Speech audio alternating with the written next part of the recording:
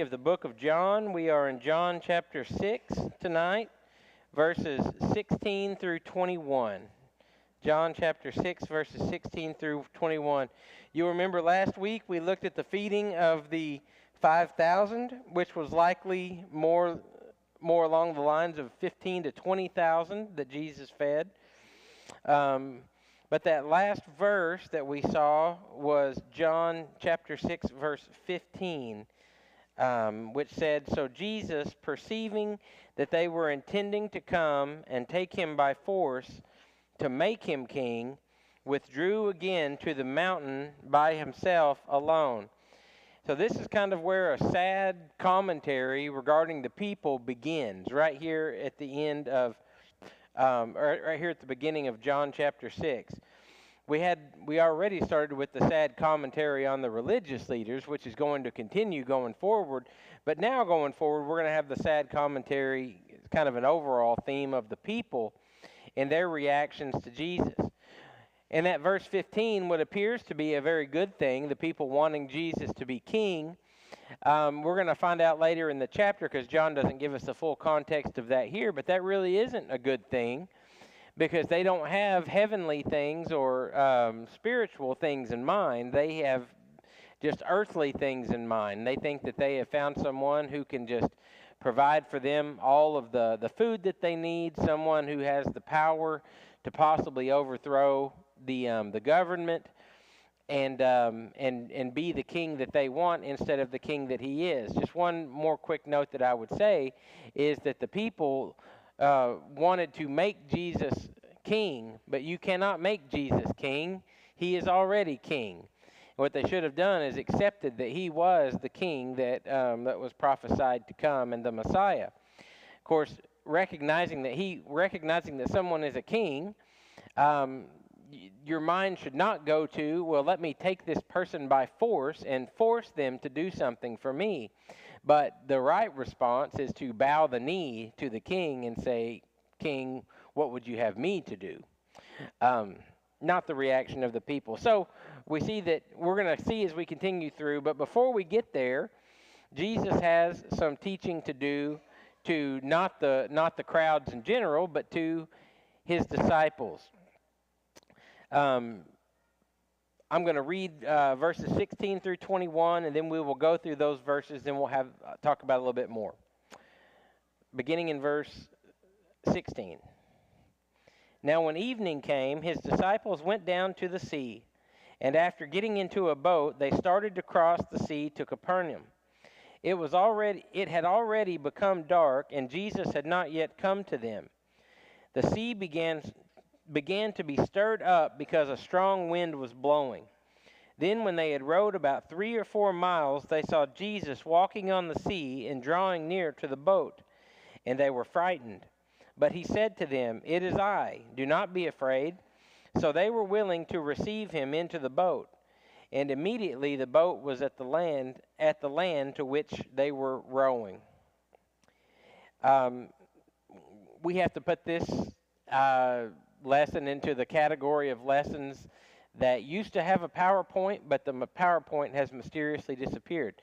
So you get the notes, but not the PowerPoint, which is usually not a big deal. But what you're missing out on tonight is the map that would show the sea and the distance between, if they rowed, since it said that they rowed 3 or 4 miles, what you can't see now, but what you could see then is that that would have been about halfway, or a little more than halfway across from where they were trying to cross. They were literally out in the middle of the lake, at the top northernmost part, but they were in the middle of the lake, or the Sea of Galilee, which by the time John wrote his book had become renamed the Sea of Tiberias. Now Matthew and Mark, we're not going to dip into them too much, or I'll end up trying to teach from those books, but Matthew and Mark, we're still a little bit, they tell us that Jesus told his disciples to go ahead of him in the boat while he sent the crowds away. One thing John doesn't say is when he sent them ahead, he said, "You guys go ahead." Now imagine that. Jesus has all these guys at his disposal, that he used them to distribute the food, but now when it's time to send these crowds away, he doesn't use his disciples to do that. He tells them to go get in the boat and head on across, and he will dismiss the crowds of people. That's a crowd of probably 20,000 people. Jesus is going to dismiss them himself, which I don't have any answers for you, but it just makes me wonder, what on earth would that have looked like? How did he do that? Anyway, Mark tells us that Jesus left for the mountain to pray afterward. So Jesus he was going to dismiss the crowds. He sends them to the lake, to the boat, to take it to the other side. He said he would catch up. And Mark gives us the note that Jesus had intentions of going and praying by himself, which was his habit of doing so. Now, I want you to take note of this before we get into these verses. Jesus has orchestrated this entire event that's about to go on. It's not an event yet, but it's going to quickly turn into one. And Jesus has orchestrated this. He gave his disciples a specific command. Take this boat across the water. And then he left them alone. Just carry that in the back of your mind. We'll come back to that. Verse 17. And after getting into a boat, they started to cross the sea to Capernaum. It had already become dark, and Jesus had not yet come to them. Well, I'm not sure when or how they expected Jesus to catch up to them, but John implies, and he was in the boat, mind you, that there was some measure of surprise that Jesus had not yet caught up with them. Now, I don't know if they thought he was going to, I don't think they thought he was going to walk on the water, because they're shocked when he does. Maybe they thought he was going to hire someone to take him in another boat to catch up with them or what. But according to John, they're surprised that he hasn't caught up to them yet. That I think is interesting. Verse 18. The sea began to be stirred up because a strong wind was blowing. Those 4 words or 5 words in the English, began to be stirred up. The literal translation is what the literal translation says there in the Greek. The sea woke up, which I think is a really neat way that John originally. I think the way John puts it originally is, or the sea awakened is another way to say it. That's what John says. So it's like the sea is asleep, and John wants us to see that the sea woke up. And we go on to find out that it woke up violently, but Matthew tells us that the boat was being battered by the waves, is the words of Matthew. Mark tells us that the sea was against them. More personification of the sea. Of course, the sea isn't animate, so it's not necessarily against them. But we see that what Jesus has done is he has orchestrated this event so that the sea would be against the disciples. Taking just a brief moment to hit the pause button as best we can, imagine what might be going on in the minds of the apostles. Okay, so Jesus told us to do this. And I have to say this too. Stories like this especially stand out to me because I don't know if there's anything in my mind that is more terrifying than being on a boat, on the water, in the dark, in a storm. I think the combination of all those things, that is nightmare of nightmares for me. I know that there's probably lots of other things that are more scary than that, but not to me there's not. That's the height of scary to me. That's probably why I think about it too much. So I'd be thinking, Jesus told us to do this. This is not easy, this thing that Jesus has told us to do. The next thought, this is terrifying. Why would Jesus, who loves us, ask us to do things that are not only not easy, but that are also terrifying to us? Why would he do that? So Yeah, testing our faith for one. So what are some more life lessons we can might apply with just this information that we have here? It's definitely, Dolores is right. It's definitely a test. But what can we learn from this? What can we apply?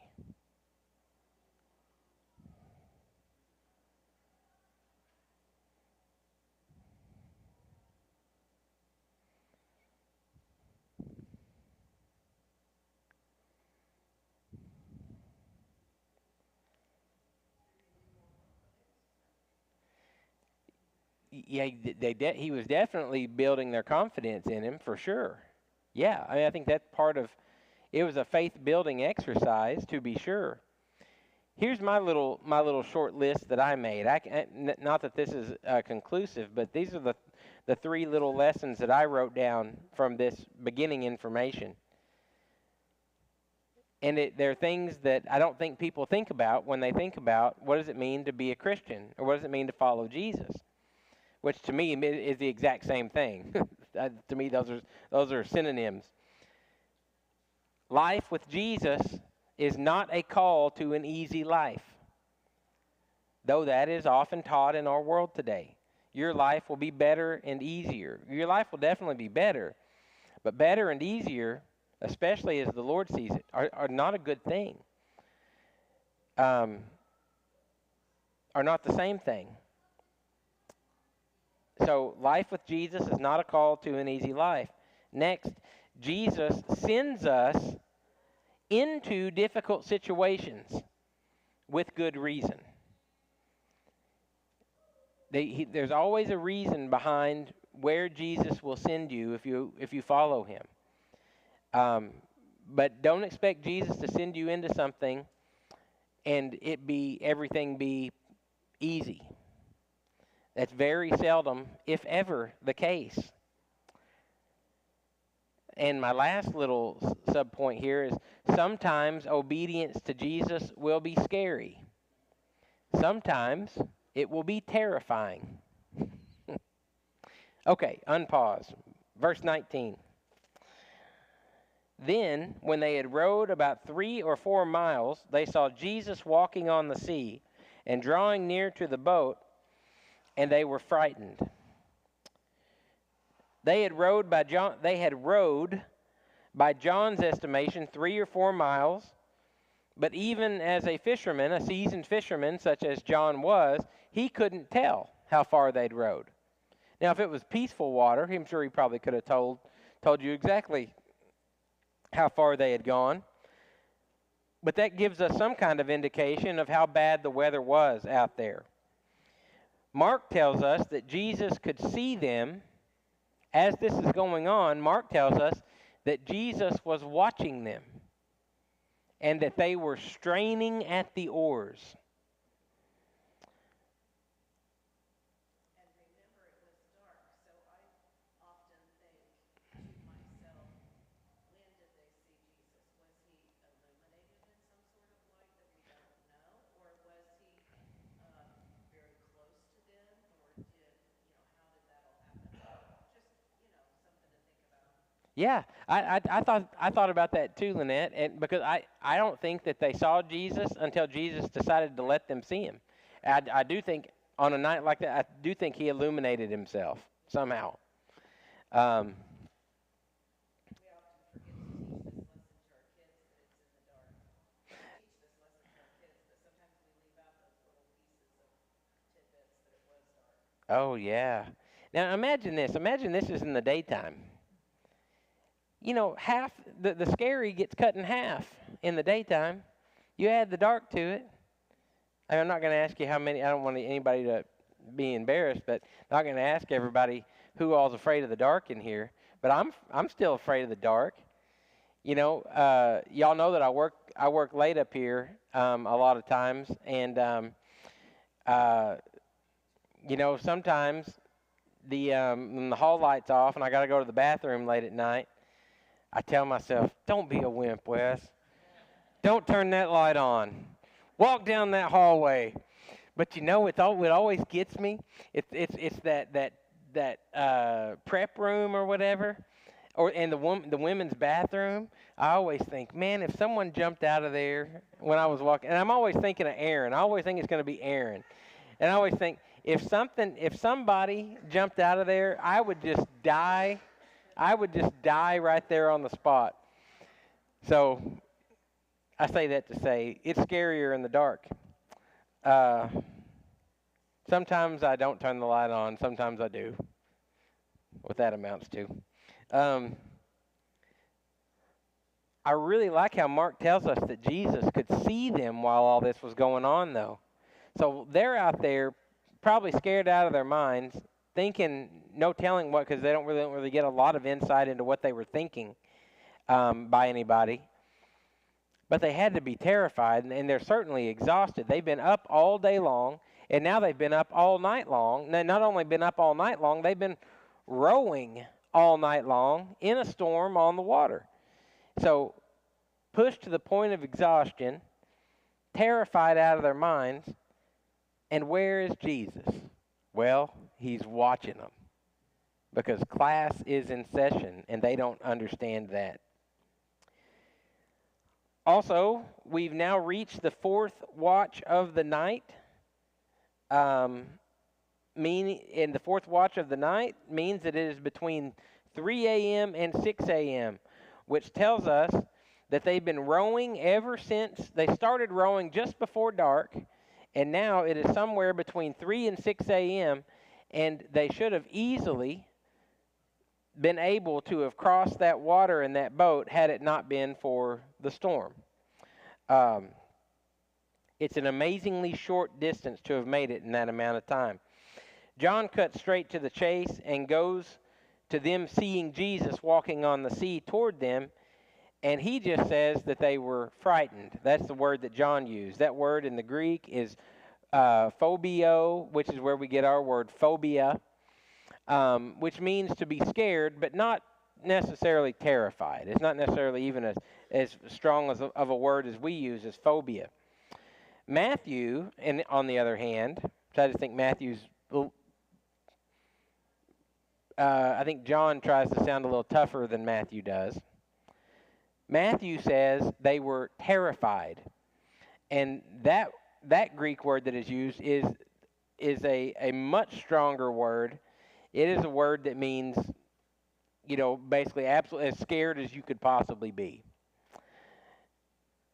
And Matthew, not John or Mark, Matthew admits that somebody on that boat yelled out, "It's a ghost."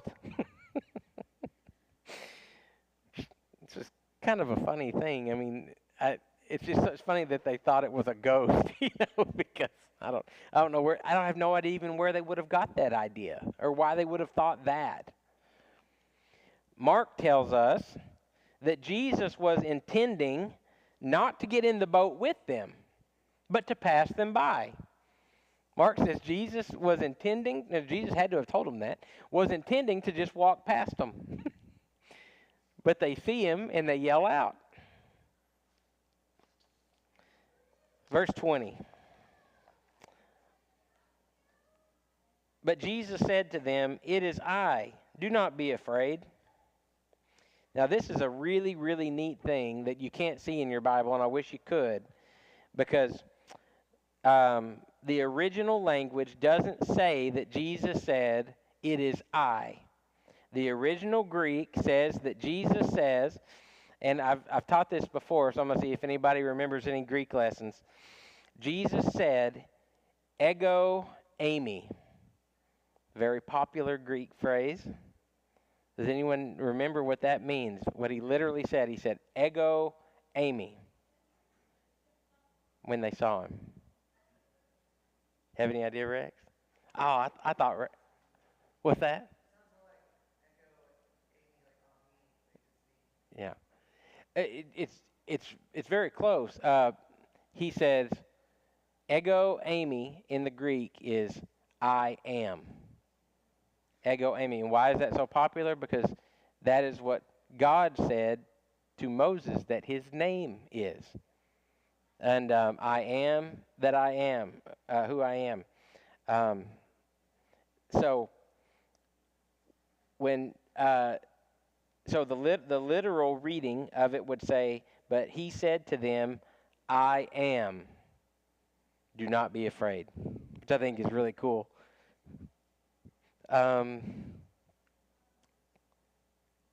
Verse 21. So they were willing to receive him into the boat, and immediately the boat was at the land to which they were going. Matthew tells us an extended story about something else that happened here. What does John leave out? Something that Peter, he leaves out the story of Peter saying to Jesus, "If it is you, Lord, then let me come out and walk on the water too."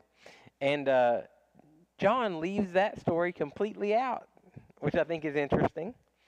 Mark tells us something I think is even more interesting. Verses 51 and 52 of Mark chapter 6, I believe, says, "Then Jesus got into the boat with them, and the wind stopped, and they were utterly astonished, for they had not gained any insight from the incident of the loaves, but their heart was hardened."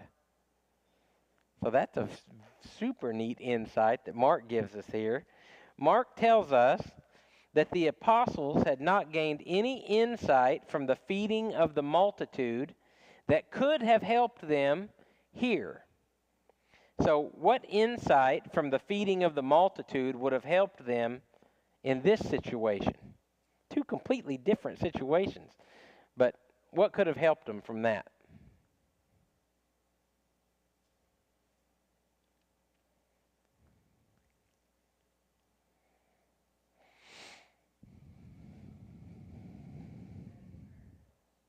Yeah. For one, Jesus does miracles. Notice that nobody says that any of them were crying out to Jesus for help. I mean, in their minds, he's gone. He is beyond, he has placed them in a situation where they are beyond help. And what was the situation with the loaves? Remember, Jesus said to poor Philip, I don't know why he was picking on Philip, but he said to Philip, "Philip, how are we going to feed all these people?" And John tells us that was a trick question.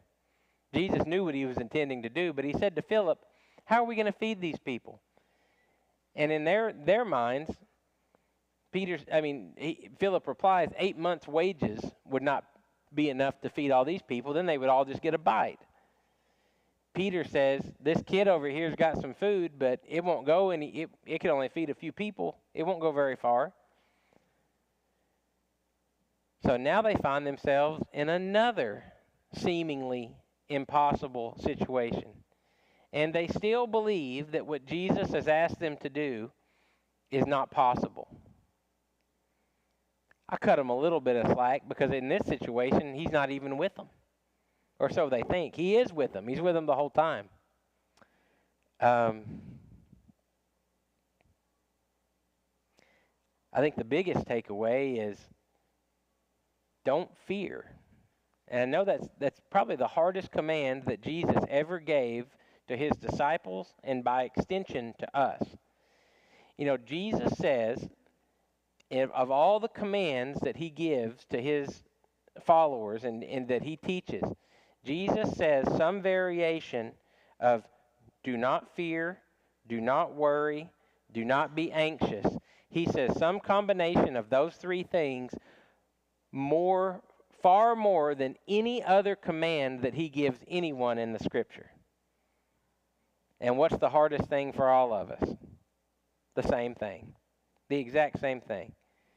Being fearful, being fearful to do different things. Being fearful to talk to someone about Jesus. Being fearful of just being afraid of just being anxious about everything. It's probably mankind as a collective, it's probably all of our biggest hang up. Okay, let's do some applications here. So Jesus comes to the rescue, though. I love it adds there that, notice it did add there, not in this, but in Mark's gospel, it says, as soon as Jesus stepped into the boat, the wind stopped. I don't think that's coincidence. Even though it's not like the other story where Jesus says, stop, and it stops. I think Jesus just thought, stop. I think he just thought it at this point. Okay, so I got a few applications here. Number one, first application, Jesus allows us to experience difficulty in order to teach us. So if you're going through something difficult in your life, and you know, if you're really following Jesus, it seems like in your life there will consistently be something that's difficult for you going on. All kinds of different levels of that. Could be could be an inward thing that no one else knows about. Could be a difficulty that you're having with a brother or a sister, or with somebody who's not a brother or a sister, or it could be something you're trying to achieve that you just can't quite get there, or it could be any number of things. But Jesus allows us, and even walks us into, I would say, difficult situations in order to teach us. What do we do though? What do we usually do when we experience something difficult? What's that way? Give up. Yeah, it depends on what it is, I guess. But yeah, I mean, I know me. Something difficult comes into my life. I think, how can I get rid of this as fast as possible? How can I eliminate this difficulty from my life? Get rid of this, and then I can just move on with what the way I want to do things. Doesn't always work that way. We typically do not say, Lord, thank you for this difficult thing I'm going through. What can you teach me through this? But what do you think the Lord would rather us do? Try to get out of it as fast as we can, or to ask that question? Like, Lord, what can I learn? Jesus wants us, through whatever your difficulty is, Jesus wants us, and this is always a lesson in the midst of it, no matter what your situation is, he wants us to learn to trust him. That's at the heart of what you're gonna get to that conclusion eventually.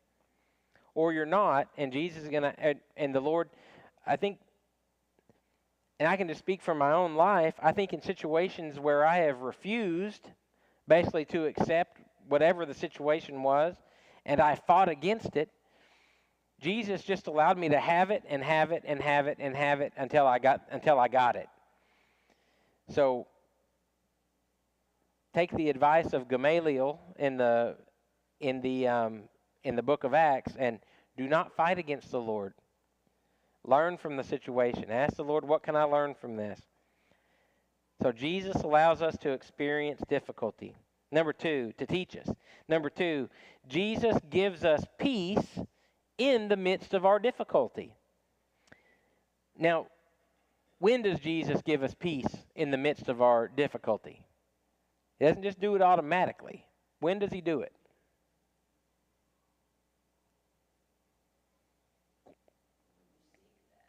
Yeah. When we seek, Sandy said, when we seek that, I would just change one word and say, when we seek him.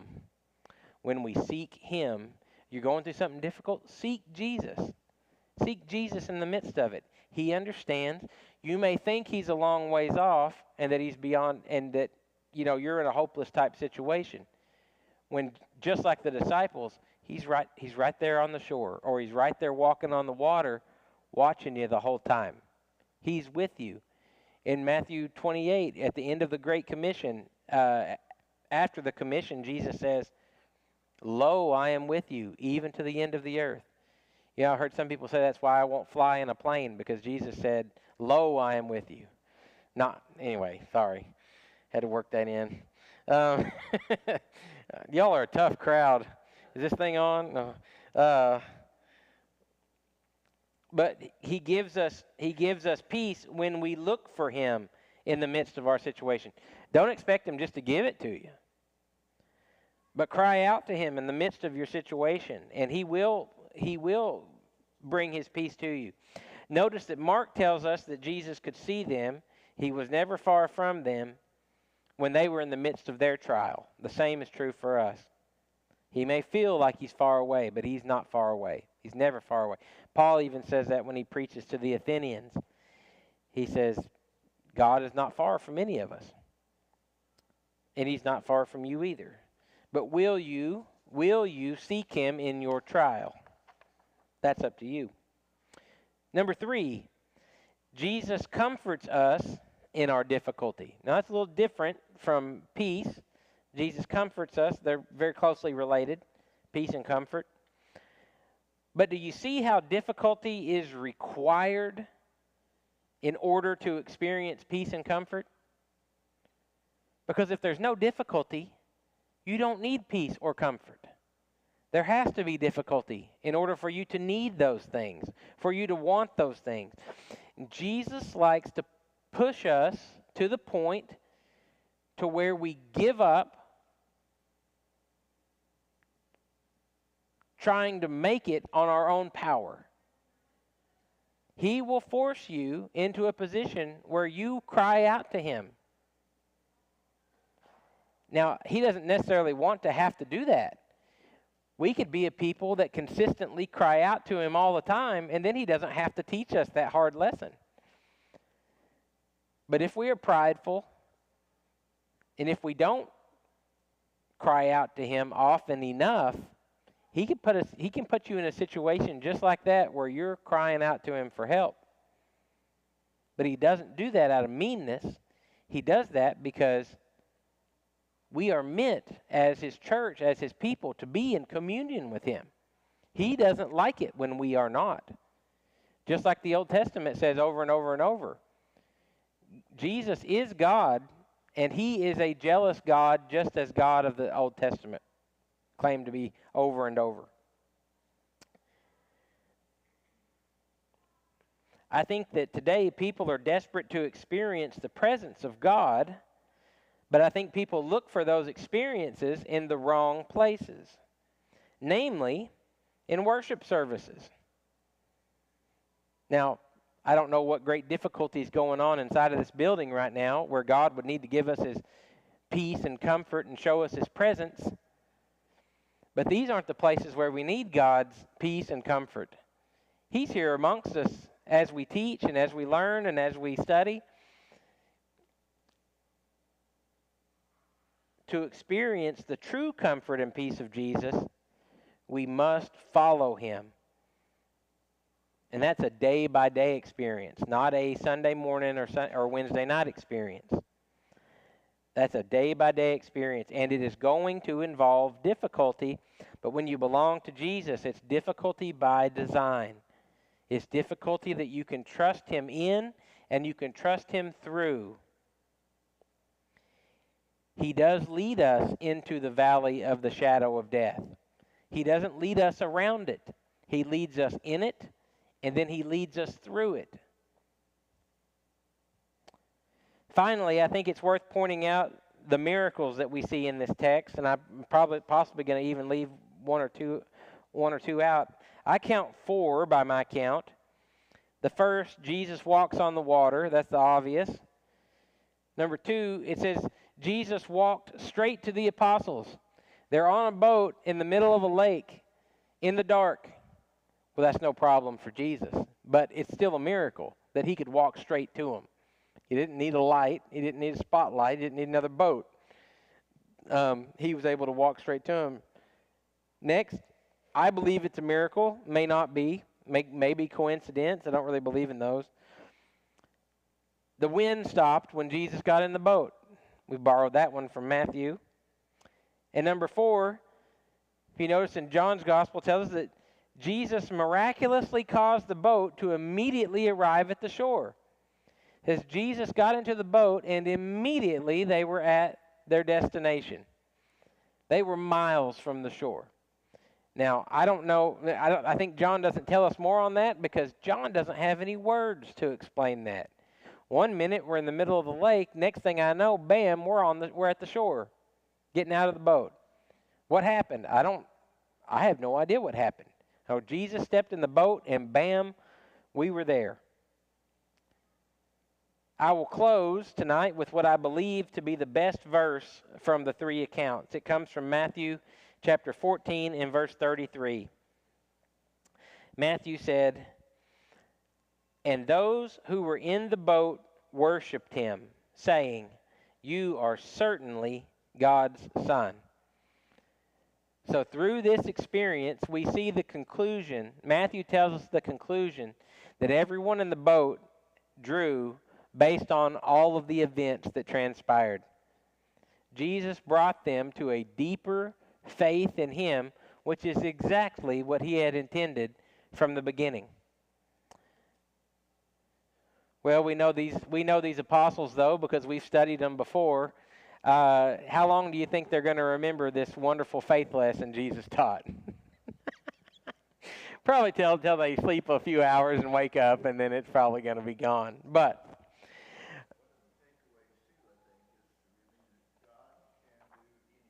yeah.